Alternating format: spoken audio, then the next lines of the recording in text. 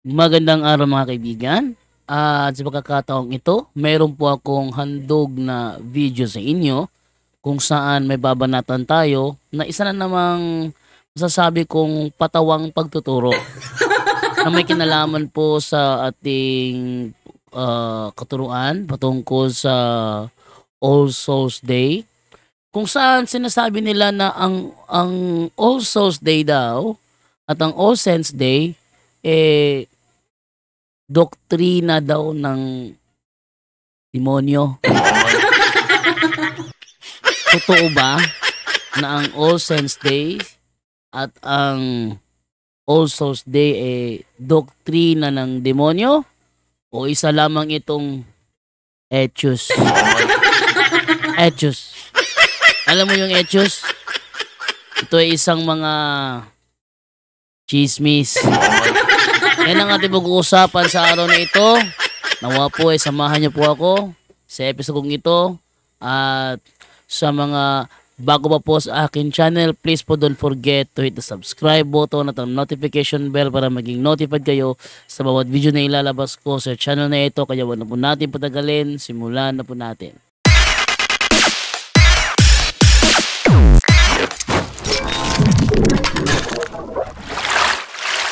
Mga kaibigan, ayon po sa Biblia, sinabi na po ni Apostol Pablo sa ikalawang Timoteo 4:3 hanggang 4, sapagkat darating ang panahong hindi na sila makikinig. Mas maganda natin simulan sa sa 1. Sa harap ng Diyos at ni Kristo Jesus, nahahatol sa mga buhay at sa mga patay alang-alang sa kanyang pagdating bilang hari, inaatasan kita, ipangaral mo ang salita ng Diyos. Pagsikapan mong gawin yan, napapanahon man o hindi. Ang kausap dito ni Apostol Pablo ay si Timoteo. Siya inatasan ni Apostol Pablo na ipangaral ang salita ng Diyos.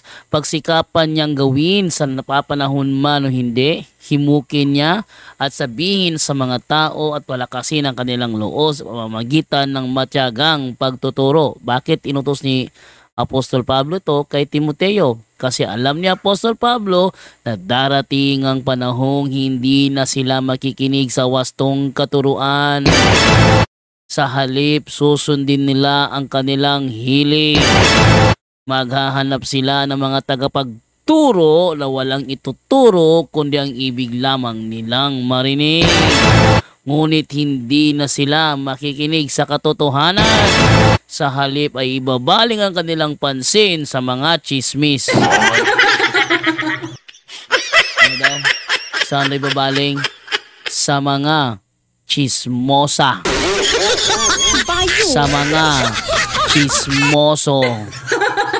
Kaya napunta lahat sa mga katang-isip. Yan po ang ating tatalakayin sa araw na ito, kung saan ang mga Sabadista ngayon ay mayroong panibagong propaganda na natuturo sila na doktrina daw ng demonyo ang All Souls Day. Mauni ang belief sa yawa nga dili ta mamatay igsoon. Para nato bakak kini. Yan. Ang sabi niya, katuruan daw ng demonyo na tayo ay hindi mamamatay. Katuruan daw ng demonyo yon. At isa lamang yung kasinungalingan. Well. Para alamin natin ang totoo, meron bang ganyang katuruan si Kristo? Ating basahin sa Mateo 10:28. Anong sabi ni Kristo rito? Sabi niya, huwag ninyong katakutan ang pumapatay ng katawan, ngunit hindi naman nakakapatay ng kaluluwa. Straight to the point. Napapatay ba ang kaluluwa? Ayon sa sinabi ni Kristo, napapatay ba ang kaluluwa? Ngayon, kung mapapatay ang katawan, ang kaluluwa ba, hindi ba mamamatay? Ha? Yes, sabi ni Kristo, huwag ninyong katakutan ang pumapatay ng katawan, ngunit hindi naman nakakapatay ng kaluluwa. Pero ng yawa dili ka mamatay. And this is immortality of the soul. ang yawa mo'y pasanginlan nato nining tanan. Ang sabi niya, sa demonyo daw natin isisi ang katuroang immortality of the soul. Balikan natin ang sinabi ni Kristo sa Mateo 10:28. Huwag ninyong katakutan ang pumapatay ng katawan, ngunit hindi naman nakakapatay ng kaluluwa. Kung ang kaluluwa, soul, ating basahin to sa English. Anong sinasabi sa English dito? And fear not them which kill the body, but are not able to kill the soul. Sabi ng pastor na yon, yung katuruan daw immortality of the soul, sa demonyo daw isisi. Demonyo daw isisi. Adi kaya basahin to sa ibang translation, ano kaya baka sabi kaya ito sa ibang translation para malaman natin kung ang soul ba na ito ay hindi namamatay. Tingnan natin ha. Do not be afraid of those who kill the body but cannot kill the soul. Straight to the Tama ba? point. Tama ba? Cannot kill the soul. Straight to the point. Sabi nila sa demonyo daw isisi. Sa demonyo daw isisi? Si Kristong nagsasalita dyan. Di naman demonyo nagsasalita dyan eh. Tingnan niyo ang katuroang sabadista. Talagang tabingi at kalaban ng Biblia. Wah, pasulanta tinuod ba ni? Is there any consciousness in death? Ang sabi niya, is there any consciousness in death? Okay, ate pasagutin ng Biblia. Ano kaya sabi ng Biblia patungkol sa bagay na yan? Unang Pedro 3:18 hanggang 20. Ano sabi dito? Sapagkat si Kristo na walang kasalanan ay namatay ng minsan para sa inyo ng mga makasalanan. Upang iharap kayo sa Diyos, siya'y pinatay sa laman at muling binuhay sa Espiritu. Sa kalagayang ito, nagpunta siya at nangaral. Sabihin, nung si Kristo ay pinatay, hindi pa siya muling nabuhay na muguli ha. Mula pa yung resurrection ha. Sa kanyang kalagayang espiritual, siya'y nagpunta at nangaral sa mga espiritong nakabilanggo. Nangaral. Pag sinabing nangaral, may pinangangaralan. Yung pinangangaralan may consciousness ba yon o tulala? Nakakarinig ba yon o wala nang marinig? Kasi when you say consciousness, nakakarinig. At anong silbi ng pangangaral kung ang pinangangaralan hindi nakakarinig? Anong halaga ng pangangaral kung ang pinangangaralan unconscious? Is there any consciousness in death? Pakinggan natin. Sa kalagayang ito, nagpunta siya at nangaral sa mga espiritong nakabilanggo. Sila ang mga espiritong ayaw sumunod noong matyagang naghihintay ang Diyos ng panahon ni Noe. Habang ginagawa nito ang daong, doon ay iilang tao, 8 lamang ang nakaligtas sa tubig.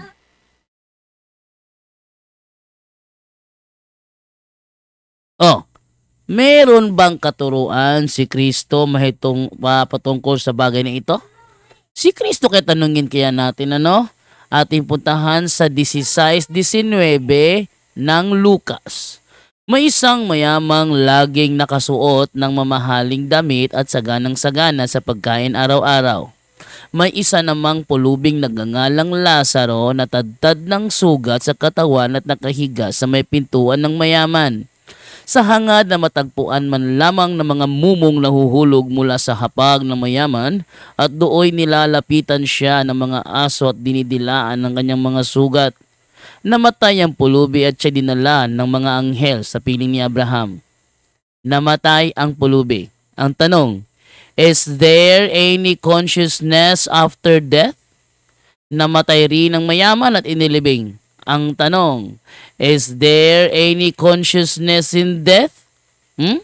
Is there any consciousness in death? Tuloy natin. Sa gitna ng kanyang pagdurusa sa daigdig ng mga patay. Teka.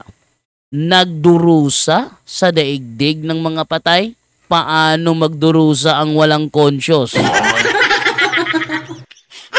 Paano magdurusa ang walang conscious? Is there any consciousness in death?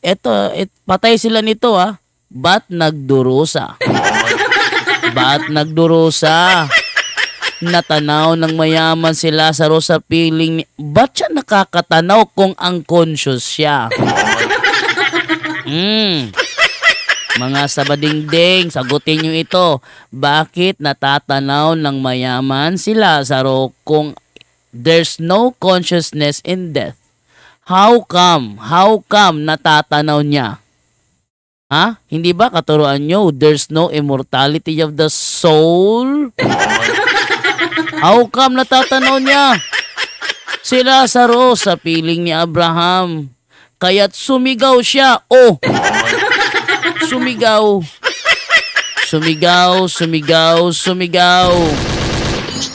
Maliwanag, sumigaw ang mayaman. Ano sinigaw ng mayaman? Is this, sa pagkakataong ito, nasa state ba siya in death?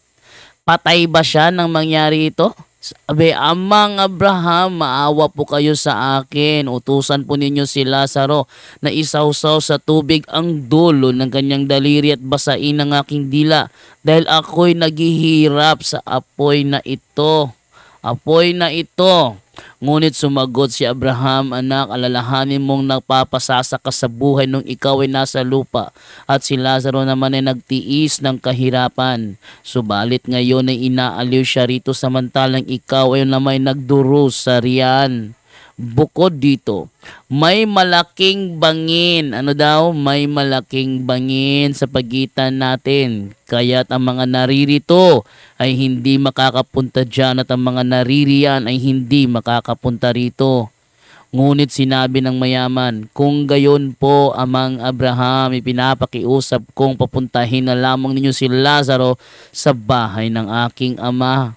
Sa aking 5 kapatid na lalaki, suguin po ninyo siya upang sila'y bigyang babala at nang hindi sila humantong sa dakong ito ng pagdurusa. Ngunit sinabi sa kanya ni Abraham, nasa kanila ang mga kasulatan ni Moises at ang mga propeta. Iyon ang kanilang pakinggan. Sumagot ang mayaman, hindi po sapat ang mga iyon. Ngunit kung magpapakita sa kanila ang isang patay. Straight to the point. Kung magpapakita sa kanila ang isang patay Straight to the point. na muling nabuhay, magsisisi sila, tatalikuran ang kanilang mga kasalanan. Straight to the Sinabi point. naman sa kanya ni Abraham, kung ayaw nilang pakinggan ang mga sinulat ni Moises at ng mga propeta, hindi nila paniniwalaan kahit ang isang patay na muling nabuhay. Straight to the point. Ano ang tanong?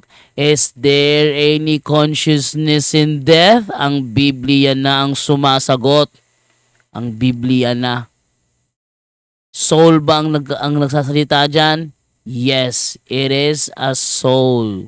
Ngayon, tama ba ang katuruan ng pastor sabadistang ito? O isa lamang uri ng maling haka? Magigsunang tinuod ba?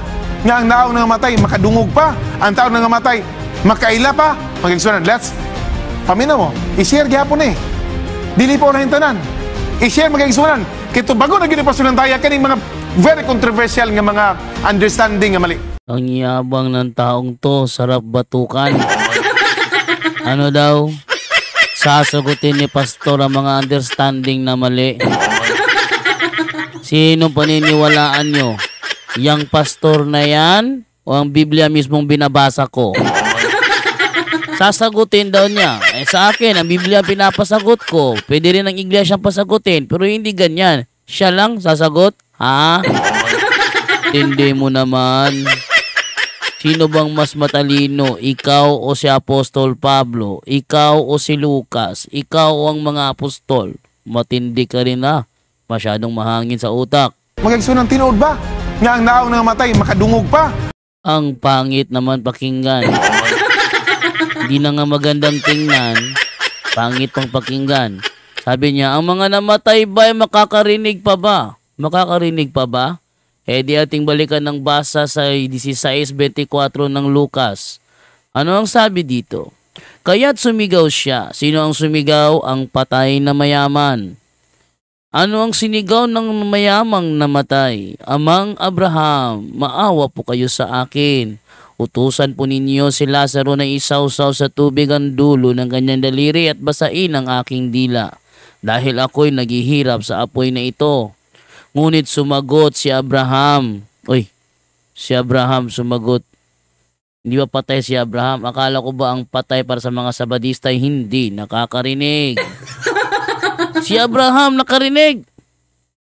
Anak, alalahanin mong nagpasasaka sa buhay nung ikaw ay nasa lupa. At si Lazaro naman ay nagtiis ng kahirapan. Subalit, ngayon ay inaaliw siya rito samantalang ikaw na may nagdurusa riyan. Bukod dito, may malaking bangin sa pagitan natin, kaya't ang mga naririto ay hindi makakapunta dyan at ang mga naririyan ay hindi makakapunta rito. Ngunit sinabi ng mayaman, kung gayon po. Ano daw? Kung gayon po. Yang bang term na kung gayon po ay sasabihin ba ng isang tao na hindi nakakarinig? Bakit niya sasabihin kung gayon po kung hindi pala siya nakakarinig? Ito ang malaking problema sa mga Sabadista. Dahil para sa kanila, pagpatay ng tao, hindi na makapagbibigay ng ikapo, hindi nakikilalaning membro. Putol na, putol na. Samantalang sa ating mga Katoliko, kahit patay na, ay tayo ay mayroon pa rin koneksyon sa kanila sa pamamagitan ng banal na iglesia. Samantalang sa kanila, pag namatay na ang tao, putol na. Wala na, putol na. Kalimutan na. Bakit? Di kasi nagbibigay ng ikapo na. Ngayon, dito. Maliwanag dito sa talatang ito.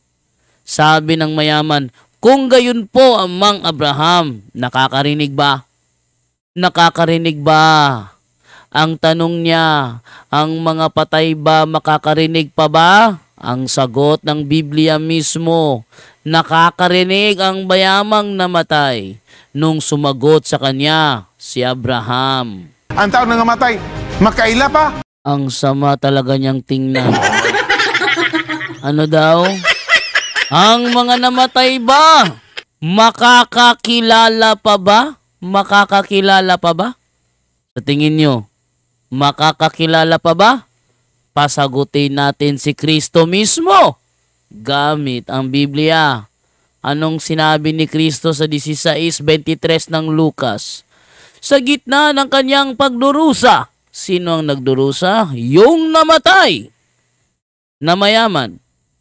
Sa daigdig ng mga patay, natanaw ng mayaman si Lazaro sa piling ni Abraham. Kaya't sumigaw siya, Amang Abraham, maawa po kayo sa akin. Utusan po ninyo si Lazaro. Teka. Nakilala ba ng patay na mayaman si Lazaro? Kung nakilala, edi nasagot na ang tanong niya. Nakakakilala pa ba? Straight to the point. Nakakakilala pa ba? Kung nakakakilala, edi mali siya. Nakakakilala pa eh. Nakilala eh. Sinong sasalita? Diba patay nang sasalita rito? Patay nang nagsasalita. Nakilala ba niya si Lazaro sa panahong patay na siya? Yes! Nakilala niya si Lazaro. So ang tanong, nakakakilala pa ba? Ang sagot ng Biblia ay nakakakilala pa. Magigsunan, let's pamina mo. I-share gyapon eh. Dili po na hintanan. I-share magigsunan. Oh hala, i-share nyo raw. Sabi niya, i-share nyo ang video na ito.